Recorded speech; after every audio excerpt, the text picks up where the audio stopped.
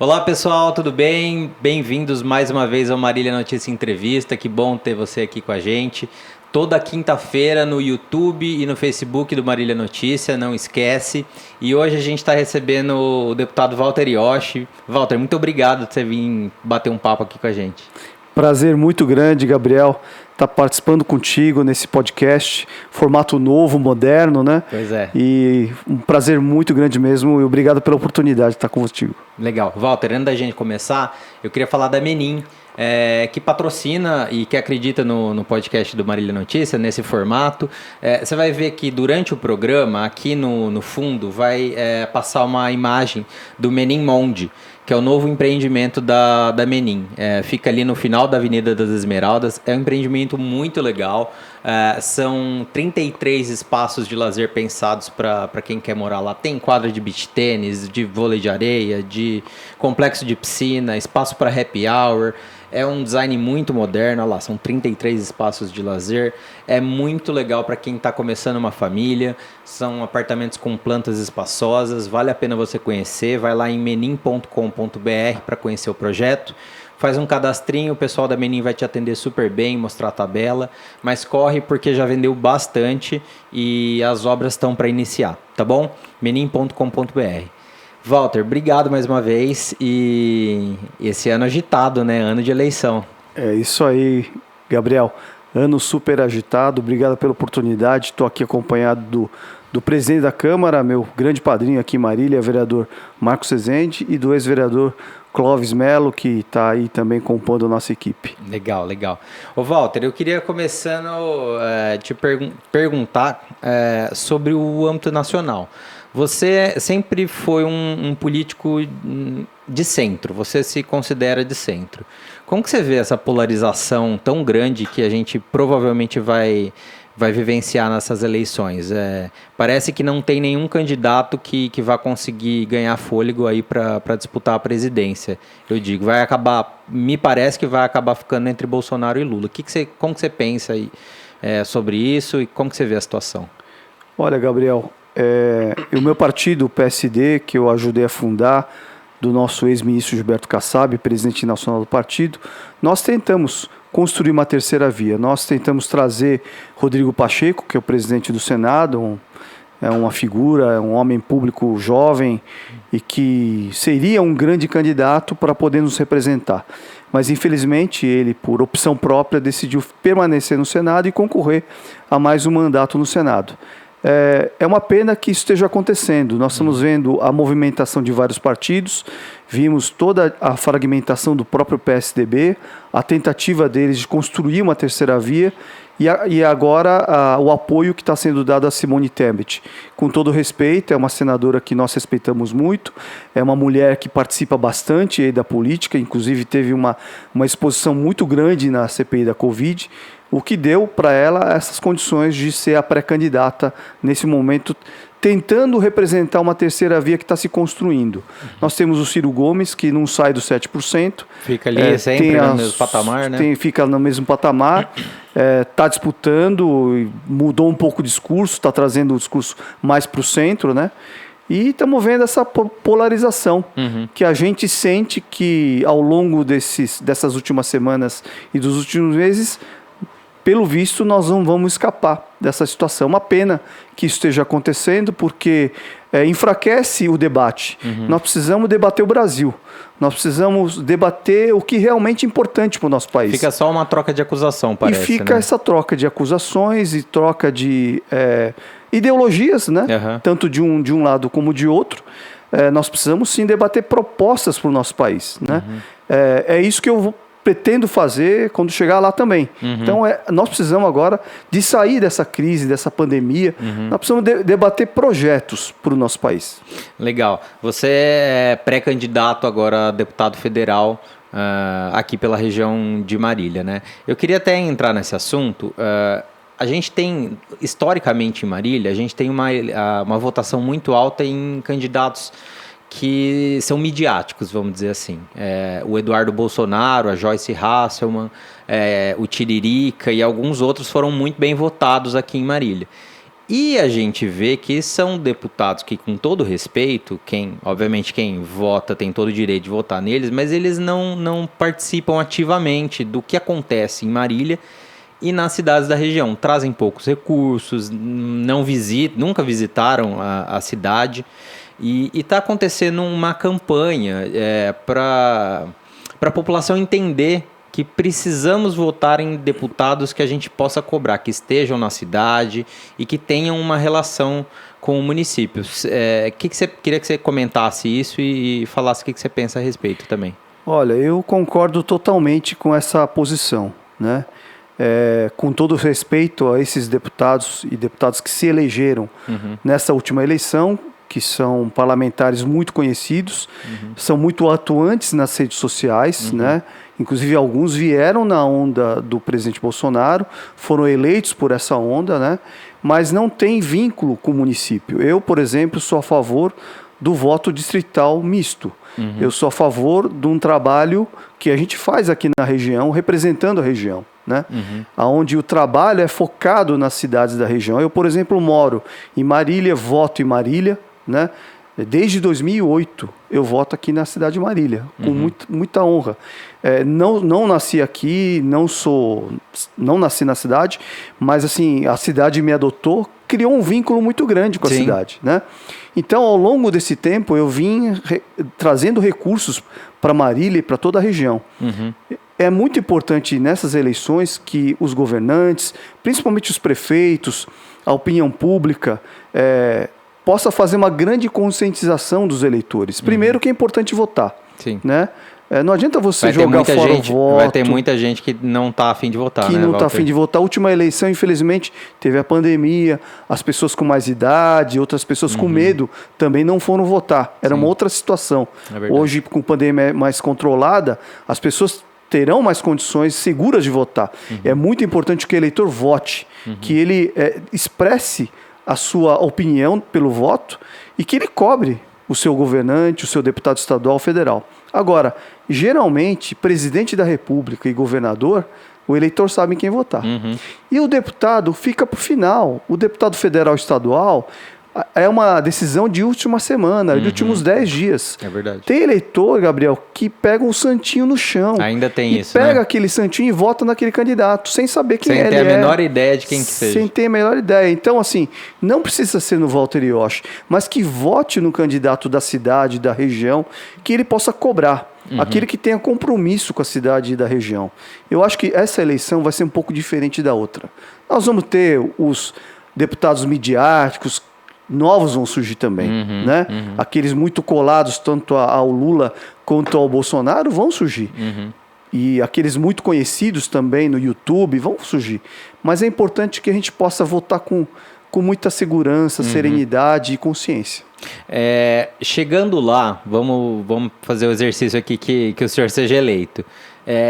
Qual que é o principal problema, os principais problemas do Brasil hoje e o que você gostaria de discutir no Congresso e colocar em pauta? Porque, obviamente, não dá para trabalhar em todas as frentes.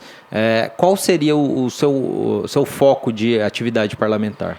De fato, Gabriel, não dá para trabalhar em todas as frentes. O deputado que chega lá de primeiro mandato e ele se deslumbra com o parlamento, acha que vai fazer tudo, né? Porque tem tantos assuntos, tantos temas, tantas pautas bacanas, e ele começa a andar para lá, para cá, e passa 4 anos, e ele acaba não aprovando um projeto, ele acaba não realizando o que realmente ele poderia realizar.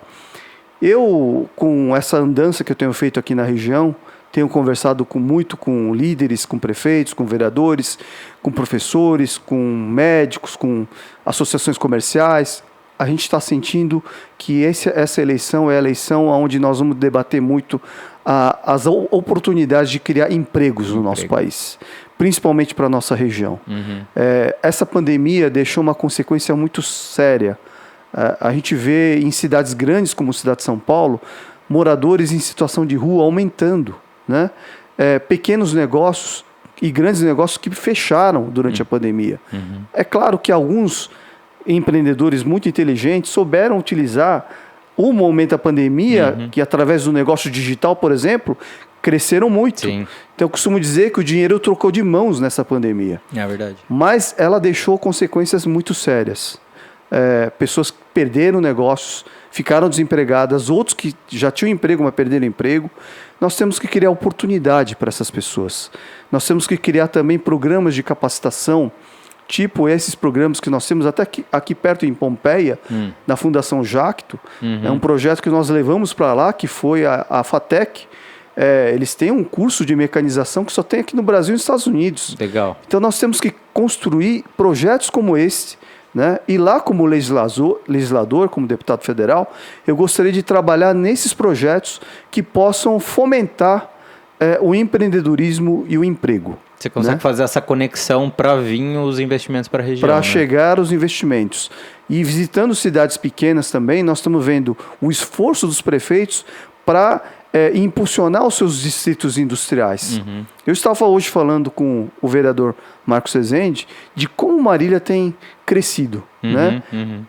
Nos parece que já na próxima eleição, sem ser essa na outra... Pode ser que a gente tenha segundo turno. Pode ser que nós temos já o segundo turno. Sim. Então a cidade está crescendo. Bastante. Eu diria que imobiliariamente a cidade está bombando. Né? Por exemplo, o prédio da Menin é o próprio prédio da Menin é um projeto exemplo disso. Fantástico, né? Exatamente. Eu gostaria muito de morar num lugar como esse. Eu moro aqui num 2 dormitórios, muito bom, um lugar simples, eu moro sozinho, mas assim, é muito legal que a cidade esteja nessa condição. Tem muita coisa saindo. Né? Porque aqui a indústria é muito forte. A indústria e agora a tecnologia tem trazido oportunidades. Agora, eu fiz uma visita hoje numa empresa e esse empresário falou, olha, eu estou com falta de mão de obra qualificada. Eu tenho vaga aqui há 6 meses. Eu tenho visto isso em todos os setores. E eu não estou achando mão de obra. Né? Agora, alguma empresa de maior porte da região, ele leva. Porque ele pode oferecer uma condição melhor. Então, alguns profissionais estão sendo procurados à tapa mesmo. Eles estão sendo contratados. Assim como no setor de TI. Então, eu vi na junta comercial, onde eu estive presidindo, que falta hoje mão de obra na área de TI. Eu até, pegando esse gancho, eu queria te perguntar, você acha que a nossa região tem alguma vocação econômica? É óbvio que é muito diverso, toda cidade tem um pouquinho de cada coisa, mas você acha que a gente deveria focar em alguma coisa? Todo mundo fala justamente nessa questão do TI aqui em Marília. Você acha que vira mesmo, que a gente tem essa vocação? Eu acho, por exemplo, que Marília é uma cidade diferenciada aqui na região. Se comparar com algumas outras cidades importantes, Marília tem um grande polo de indústria, né? Ela é conhecida como capital nacional do alimento, né? Ele tem um comércio pujante, tem um setor de serviços muito importante. Nós temos 3 hospitais, temos 2 faculdades de medicina. Então, o polo de saúde é muito forte aqui também. Polo de saúde né? fortíssima, né? Assim, uma cidade jovem. Lá no meu prédio onde eu moro, só tem garotada. Jovens estudantes que vêm para cá. Legal. Então é uma cidade muito bacana. E eu acho que o próximo passo, a grande oportunidade que nós temos, Gabriel, é a tecnologia. Né? Já tem aqui um projeto do Parque Tecnológico.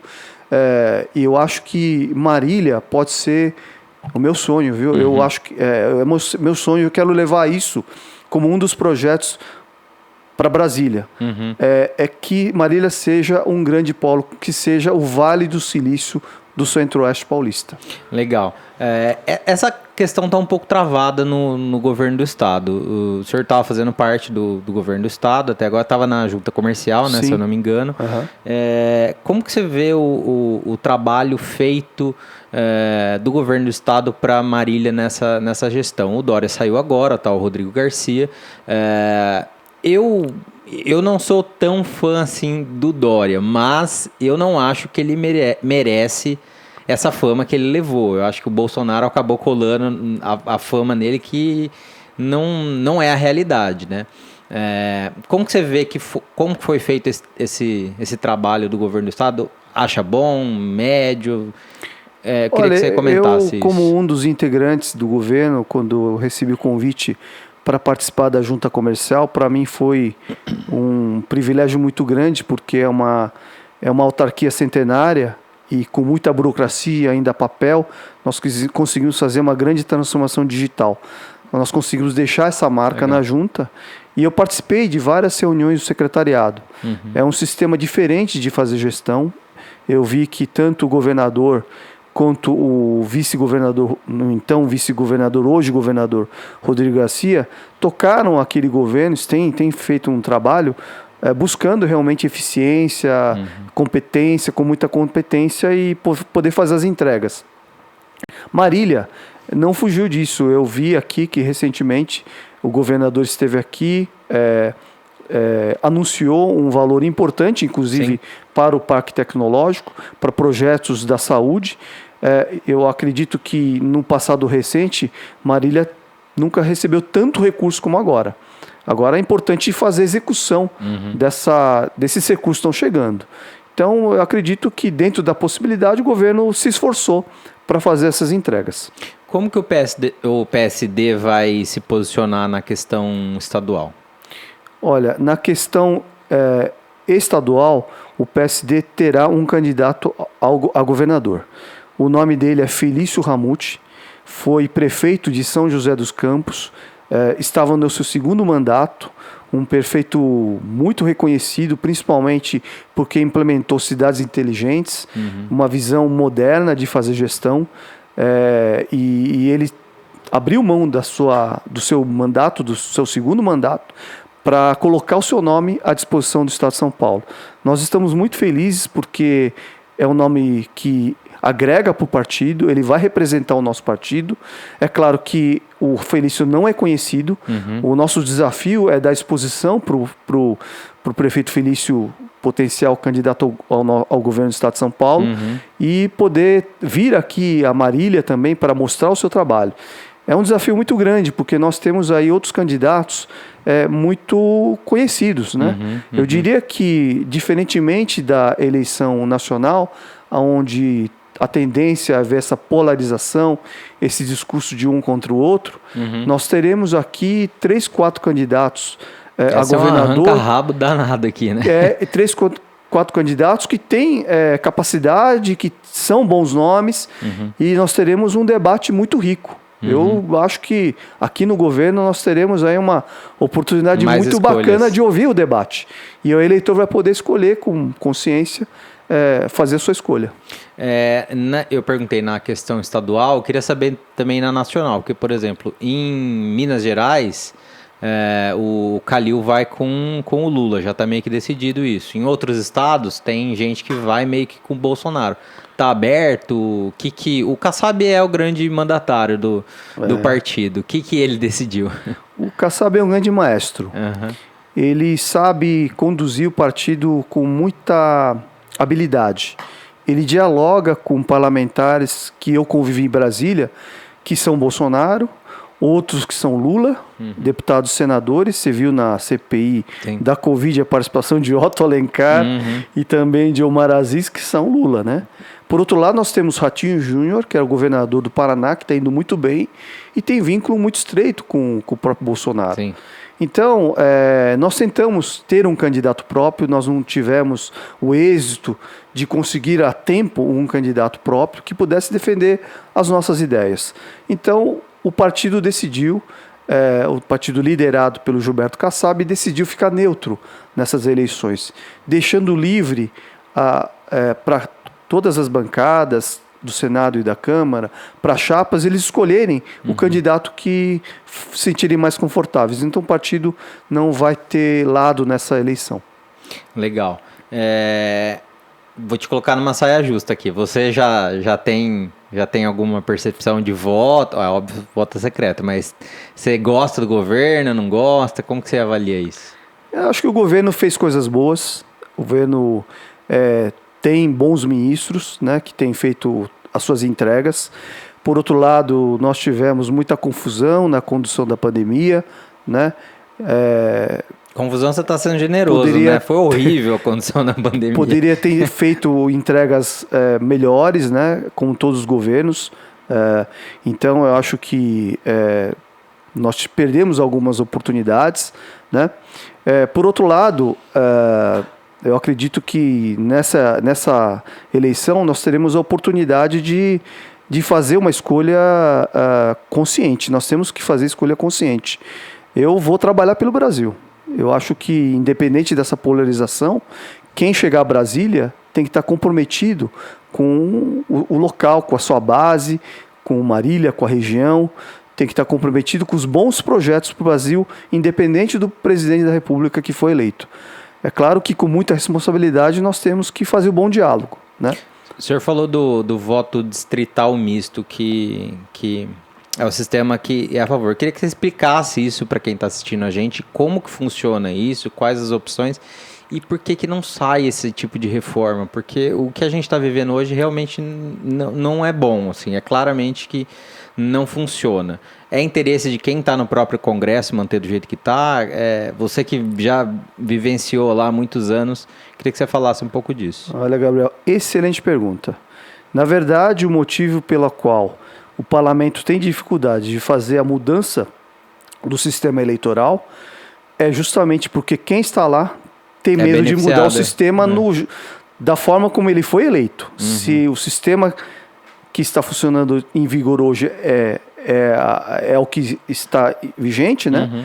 Ele tem medo de mudar, ele tem receio de mudar. Eu acho que essa é a explicação mais simples. Agora, eu defendo o voto distrital misto, que é o seguinte: você vota no candidato da sua região, cada partido escolhe e indica um candidato daquela região. Então nós vamos ter um candidato do PSD em Marília, outro em Bauru, outro em Araçatuba e assim por diante. Uhum, né? Uhum. Eu com certeza seria o escolhido pelo meu partido para representar essa região. Uhum. E ele teria uma outra opção, votar num partido que ele escolha. Uhum. Então são 2 votos, vota no partido e vota no candidato da região.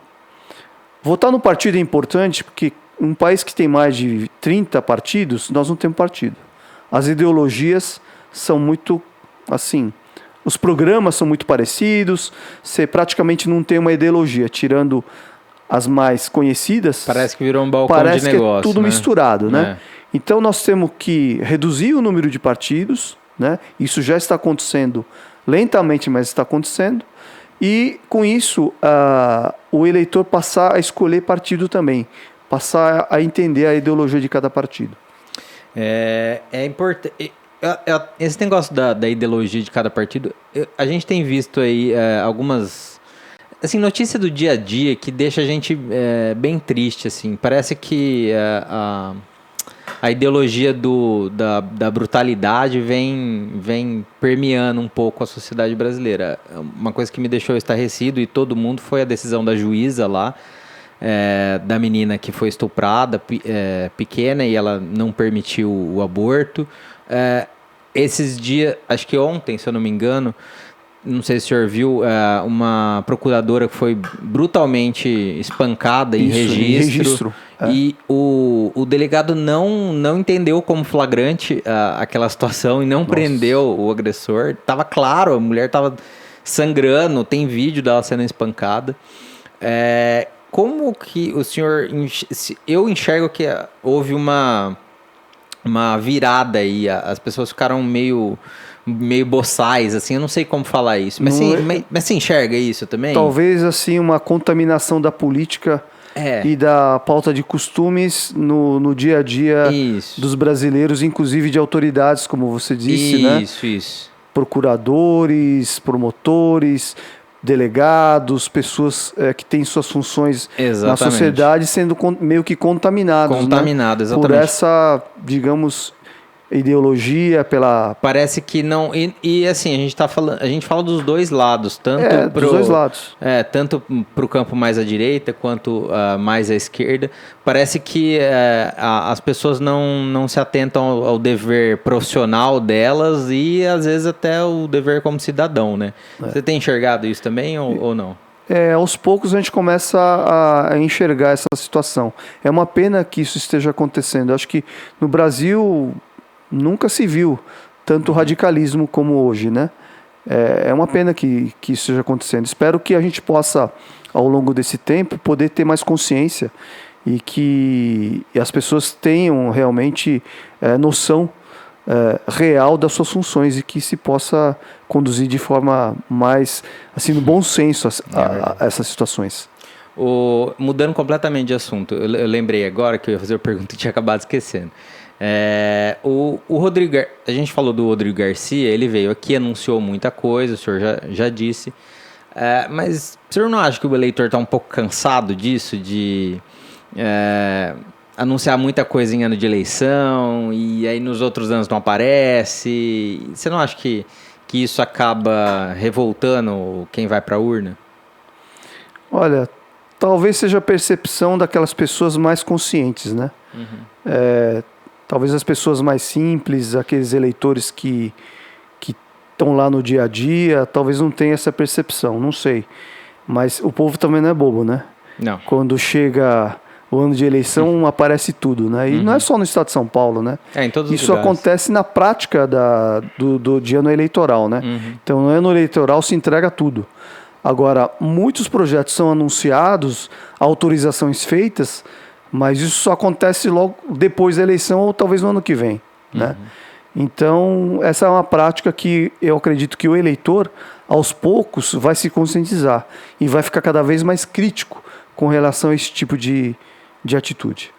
Walter, me diz uma coisa, qual que você acha que são as principais pautas que o Brasil precisa resolver assim que o novo presidente e o novo Congresso assumirem esses mandatos aí? Que tipo de reforma que o país precisa? Olha, seria ideal, num primeiro momento, se fala tanto em reforma tributária, nós estamos vendo aí duas modelos de reforma, uma da Câmara, outra do Senado, que você não vê um consenso, né? É muito imposto para pagar é muito imposto diferente. É muita dificuldade, eu acho que no próximo... Porque essas reformas não vão acontecer esse ano, daqui a pouco nós estamos em outubro, acaba a eleição... Pode esquecer esse acabou. ano. Acabou, esse ano não tem mais nada. Então vai ficar para a próxima legislatura. Eu acho que uma reforma tributária bem discutida é uma das prioridades, mas acredito que um modelo que simplifique o sistema preceda uma reforma tributária mais estruturante. E é importante que os governantes, os parlamentares, tenham um projeto de consenso. A gente não consegue aprovar uma reforma tributária porque não existe convergência. Agora, antes da reforma tributária, eu acho que é muito importante a gente colocar em pauta a reforma administrativa. Né? O papel do Estado, o tamanho do Estado. Tudo que se discutiu, inclusive recentemente aqui em Marília, tem que ser feito no âmbito federal. Uma reforma administrativa boa, para valer. E aí vem as outras reformas que possam tornar o Estado mais leve, né? Claro que o Estado tem que estar focado em saúde, segurança e educação, e as outras funções fazer parceria com o setor público, setor privado também. Né? Essa reforma administrativa não vem se o PT ganhar também, né? Vamos ser sinceros. Eles não são o tipo de governo que vão querer fazer esse tipo de reforma, né? E estão falando até em revogar a trabalhista, o que para mim é uma preocupação. Eu participei da discussão da reforma trabalhista, votamos a reforma trabalhista que modernizou, né? Tem muito a ser feito ainda, mas você revogar você acha também que seria um retrocesso. Eu acho que seria. Né? Por que exatamente? Porque tantas coisas que foram incorporadas na reforma trabalhista, que são importantes, né? Simplificou a vida de quem vai empregar, né? O trabalho intermitente, por exemplo, que já no dia a dia acontecia, mas agora ela está na lei, né? E tantas outras mudanças, o fim do imposto sindical, né? Hoje os sindicatos têm que se virar, né? Isso é um absurdo, não pode, né? Não dá. E isso foi colocado como no meio do projeto, não estava lá no projeto inicial. O relator, o Rogério Marinho, fui parlamentar com ele, teve assim uma habilidade de fazer um relatório, inclusive com essa mudança, e que acabou com a mamata dos sindicatos, né? Então, os sindicatos agora que quiserem sobreviver, eles têm que mostrar serviço, benefício para aqueles que estão lá, né? E são poucos que parece que mostram serviço, né? Parece que não anda o negócio. Como que foi? Eu queria que você falasse da experiência. Você foi deputado federal de que ano até que ano? Olha, eu me elegi em 2006. E eu tomei posse pela primeira vez em 2007. Foram 3 mandatos lá em Brasília. E para mim foi assim uma experiência fantástica. O primeiro mandato, eu posso dizer que fui um aluno, bom aluno, aplicado, né? Aprendendo os caminhos de Brasília, os ministérios, como trabalhar nas comissões, porque antes de você atuar no plenário como um relator, com um grande projeto, o dia a dia de um parlamentar está nas comissões, né? Então, lá que está a discussão. Eu tive na Comissão de Desenvolvimento Econômico, na Comissão de Defesa do Consumidor, na Comissão de Relações Exteriores e Defesa Nacional. No ano do centenário da imigração japonesa, eu estava lá naquela comissão. Então, foram 3 mandatos em que eu fui aprendendo e fui fazendo as entregas. Legal. E nos últimos 2, eu tive o privilégio de ser relator em plenário de 2 grandes importantes projetos. Um foi o relator da nova lei do ISS, né? Para tentar coibir e reduzir a guerra fiscal entre os municípios. Então, você tem esse caso de Barueri, as cidades em torno de São Paulo, que jogavam lá para baixo, ISS para atrair negócios, mas era uma coisa assim meio que artificial, né? Então, eu fui relator desse projeto importante e no último eu tive o privilégio de ser indicado para ser o relator do cadastro positivo, o cadastro dos bons pagadores. Isso é muito importante. Muito importante, né? Explica como que é esse cadastro. O cadastro positivo é assim, você tem o negativo, que é aquele onde você cai no Serasa, no SPC, né? Que é o negativo. Infelizmente, depois o bom pagador ele tem que sair de lá. E nós criamos um cadastro dos bons pagadores, onde cada um de nós temos uma nota de crédito. É como se você tivesse um currículo, né? E quanto melhor o seu currículo, o seu pagamento, melhor a sua pontuação. E aí você vai poder competir com outros de diminuir a sua taxa de crédito. Ou seja, você vai ter empréstimos mais baratos. Entendi. E os bancos vão brigar pelo bom pagador. Entendi. Porque parece que o Brasil não valoriza o bom pagador, né? Pelo menos até esse projeto. Parece que o bom pagador tem problemas em ser certinho, assim, que o cara fica devendo sei lá quanto tempo e aí pra você receber desse cara, o cara te dá um baita de um desconto e aí você acerta rapidinho, consegue tem um tempo para fazer as coisas girarem e fica por isso mesmo, né? O bom pagador acaba se ferrando, entre aspas. E a gente, nos Estados Unidos, chama esse credit score, né? O americano ele já nasce no cadastro positivo.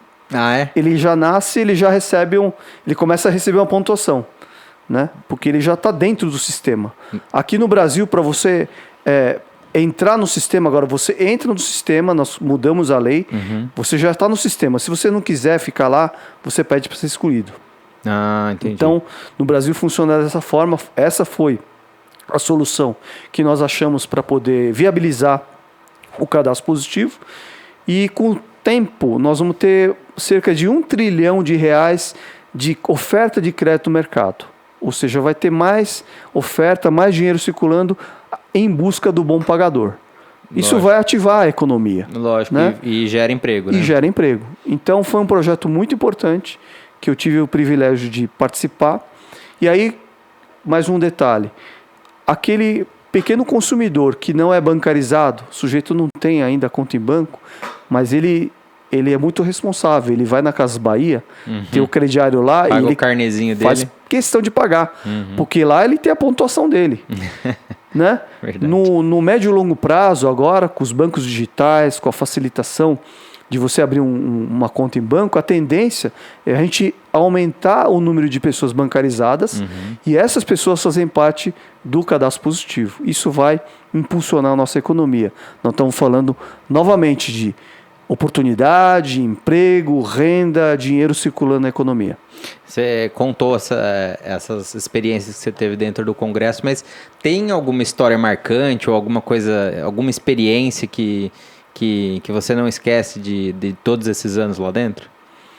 Olha, esses momentos onde eu fui relator, por exemplo, do cadastro positivo, foi um momento muito interessante, porque eu tive que negociar com vários parlamentares, esperar o momento certo de colocar para votação, muitas reuniões com o Banco Central, né? Então, vai aprimorando o seu processo de conversa, de negociação, né? De aprimorar o projeto.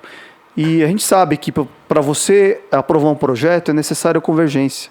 Você tem que abrir mão de algumas coisas para poder aprovar um projeto, né? E incluir novas ideias e boas ideias. Isso me deu uma experiência parlamentar muito bacana. Mas um momento que eu não esqueço foi um presente que eu recebi como descendente de japoneses. No meu primeiro mandato, a gente poder representar a comunidade nipo-brasileira. Eu quero aqui mandar um grande abraço para as entidades nipo-brasileiras aqui da região, em que eu pude estar como o único parlamentar. Na verdade, éramos dois, eu e o deputado William Wu, de descendência chinesa. Nós estávamos no parlamento. E recebemos o príncipe herdeiro no ano do centenário da imigração japonesa. Legal. O príncipe foi recebido pelos parlamentares numa quarta-feira nobre. E você sabe que quando chega uma autoridade, um imperador, uma pessoa da casa imperial, no Japão você não dá a mão, você não aperta a mão, você abaixa a cabeça. Abaixa a cabeça, né? Só que lá foi diferente. O plenário ficou em silêncio, ele foi entrando no corredor e os deputados brasileiros são muito extrovertidos, dão tapinha nas costas. Ô, príncipe, tudo bem? Então essa é a forma brasileira de lidar, né? Foi muito bacana. Dando tapa no ombro. Dando assim. tapinha, tirando selfie com o príncipe herdeiro. Só que o príncipe herdeiro hoje é o imperador do Japão. Ah, é? Né? Então dificilmente agora eu vou encontrar esse imperador. Ele é príncipe, agora imperador. Mudou o patamar, Mudou né? o patamar. Legal. Ô, Walter, eu queria que você falasse como que você está enxergando Marília hoje. Não só na questão de governo municipal, mas como que você enxerga a cidade. Você falou, Marília está crescendo muito, tá mesmo. Mas você acha que a cidade está indo para o rumo certo? Como que você enxerga isso hoje? Eu acredito que sim, Gabriel, que a cidade está no rumo certo. As coisas têm sido feitas. Eu acho que nessa gestão do prefeito, esse sistema de esgoto que ele conseguiu equacionar, né? E o próprio Marcos Rezende vinha falando até ao longo desse tempo que tudo isso está criando condições para o setor imobiliário. A gente vê aí o boom de imóveis, a cidade crescendo, gente chegando na cidade, né? A indústria bem, novos setores da economia como tecnologia também atraindo jovens. Então a cidade tem tudo a crescer. Eu acredito que está no caminho certo, sim, né? Agora é importante que a gente possa realmente fazer as escolhas certas, né? Para que a cidade possa continuar se expandindo, porque as oportunidades aqui são muito grandes. Eu sou suspeito, porque eu gosto muito de Marília. Eu fui adotado por essa cidade, eu adotei Marília. Como começou a sua relação com a cidade, Walter? Começou quando eu conheci o Marcos Rezende. Foi na eleição de 2004. O Gilberto Kassab, na época, era deputado federal. Ele estava para assumir uma candidatura lá a prefeito de São Paulo, a vice-prefeito com Serra. E ele me apresentou o Marcos Rezende num cafezinho. Ele falou, vocês têm que ser amigos agora. Ele vai ser candidato a prefeito e você vai ser futuro candidato a deputado federal. Então começa a andar na região. E o Kassab muito inteligente, né? Ele viu Marília, descendente japonesa grande, Bastos, Tupã, né? Eu não sou daqui, minha mãe é de Lins, né? Mas eu tinha vários amigos aqui, o pessoal do beisebol, vários amigos assim da comunidade.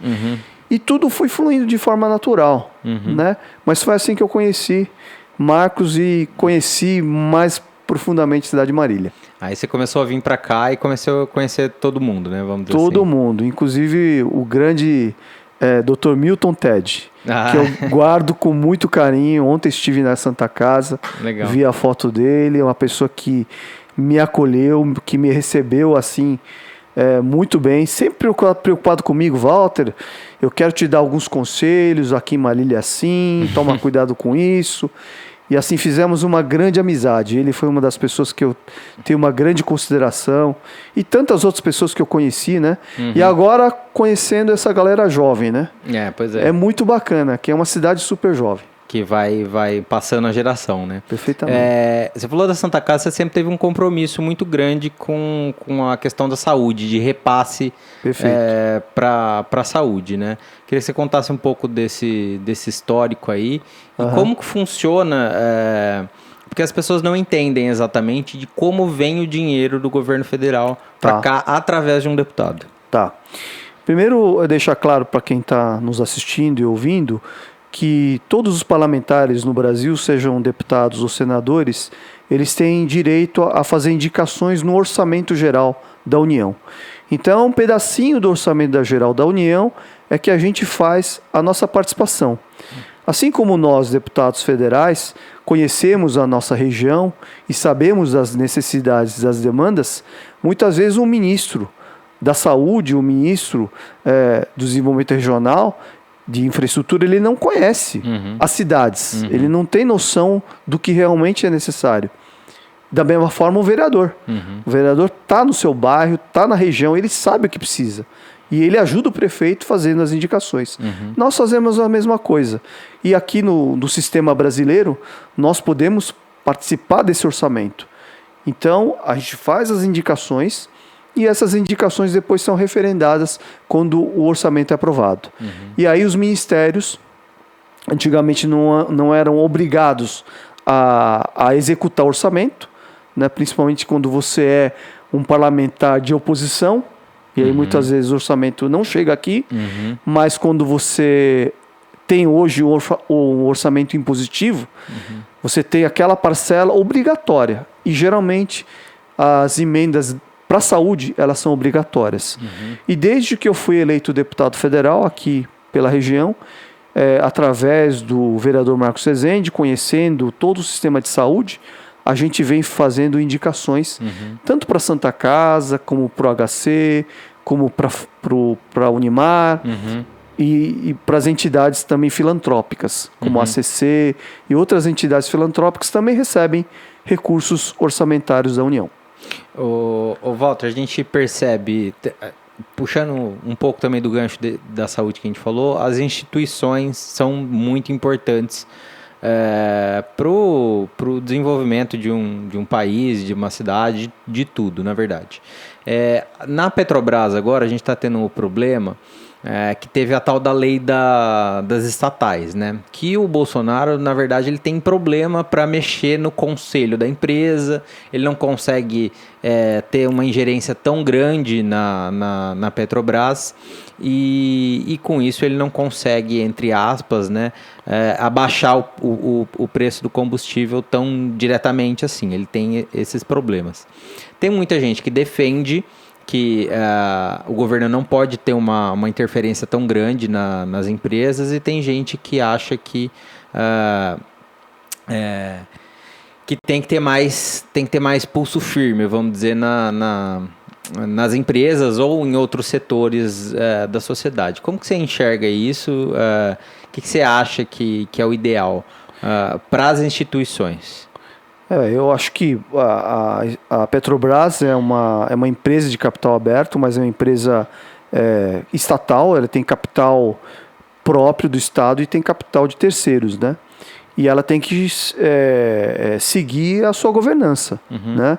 Então, acho que tem que ter um equilíbrio. Nós estamos num momento crítico. Eu nunca vi gasolina e diesel subindo tanto como agora. Tá demais, né? O sistema de paridade de preços internacionais, que foi um sistema que foi implementado ainda no governo Temer, quando Pedro Parente foi presidente, fez sentido naquele momento, porque você tinha que ter uma equiparação. E você viu o resultado da Petrobras de lá para cá. Também o valor de mercado da Petrobras no mundo cresceu muito, né? Mas você concorda hoje com esse sistema? Então, para esse momento eu acho que tem que ter uma solução. E o governo, ele pode participar dessa solução. Seja criando um fundo em que a gente possa fazer aí um equilíbrio de preços, né?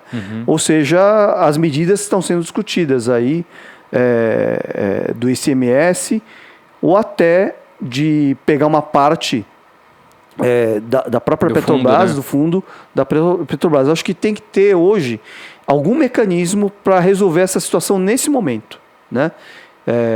Eu concordo com o sistema de paridade de preço, mas nesse momento a situação é crítica. Nós estamos chegando numa inflação altíssima. Diesel e gasolina tem muito a ver com essa inflação. Então, acho que o parlamento tem que se pronunciar rápido e o próprio governo e a Petrobras tem que buscar uma solução. Parece que está todo mundo perdido nessa questão, que não sabe o que faz, fica um jogando para o outro. E né? o problema também do pano de fundo é que a gente está num ano eleitoral, né? Então, tudo isso também acaba criando essa situação muito complexa, né? É verdade. Eu queria falar também mais de Marília especificamente. Que você acha que a gente pode, estando lá, né? Eu já meio que fiz essa pergunta, mas eu queria uma resposta mais objetiva, assim. O que a gente pode fazer para trazer especificamente para Marília, para gerar emprego, que é o que você falou que é o principal objetivo hoje? Gerar emprego é gerar novos negócios, é trazer empresas para cá, é criar condições para trazer essas empresas. Hoje, por exemplo, eu estive fazendo uma visita aqui com o presidente da Câmara, Marcos Rezende, no novo Distrito Industrial. Visitamos as empresas e vimos lá, estou te dando um exemplo, problema de asfalto e de infraestrutura. Então tem lá um Distrito Industrial, mas está muito difícil daqueles empresários operarem naquele local. Então, por exemplo, vou dar um exemplo, trazer recursos federais, tanto como deputado federal, uma emenda individual minha, ou recursos do próprio Ministério para acelerar o processo de infraestrutura naquela região. Então, esse é um exemplo. Se a gente conseguir dar infraestrutura de qualidade, você atrai não somente dá condições para aqueles que estão operando lá, como também condições para novas empresas que possam ser instaladas naquele distrito ou na região adjacente. Então, estou dando um exemplo concreto do que pode ser feito para atrair novos negócios, criar novos empregos aqui na cidade. Ô Walter, você é um parlamentar que sempre esteve ligado muito à questão econômica, que entende muito mais desse campo aí, mas os parlamentares, eles são muito cobrados por questões da pauta de costumes, né? No final das contas, eu acho que as pessoas acabam votando ou escolhendo os candidatos muito por essa questão. Você é muito cobrado por isso ou não? Olha, nas redes sociais, a gente, de uma certa forma, a cada vez mais que a gente tem exposição, tem sido cobrado sim. Não com muita veemência, mas aos poucos o eleitor, ele vai quem acompanha, ele quer saber né, como é que a gente pensa. Né?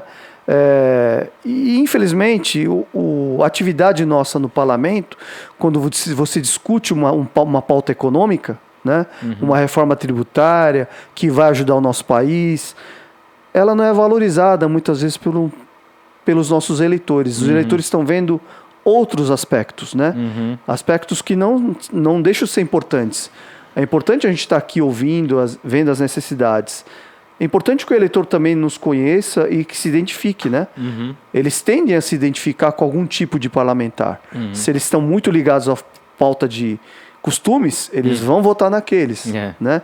Que fazem os vídeos, que falam a linguagem deles, né? Sim. Eu também acredito em algumas pautas, mas eu sou um cara, digamos assim, mais equilibrado, mais de centro, mais contido.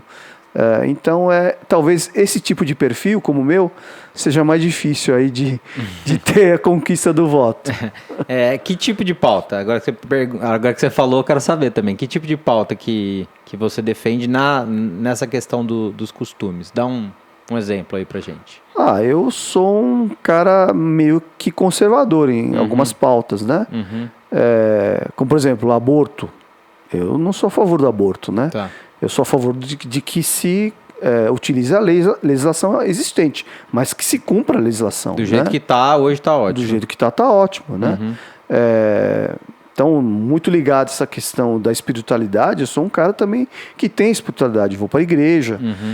Outro dia sobrou um tempinho aí, em uma agenda e outra, eu e o Clóvis é católico, nós entramos na igreja e ficamos lá, fazendo uma meditação, né? Porque eu acredito que grande parte das entregas que nós temos que fazer como parlamentar, como homem público, é a entrega para a sociedade. A gente, para estar conectado com a sociedade, para ver realmente a necessidade, a gente tem que estar conectado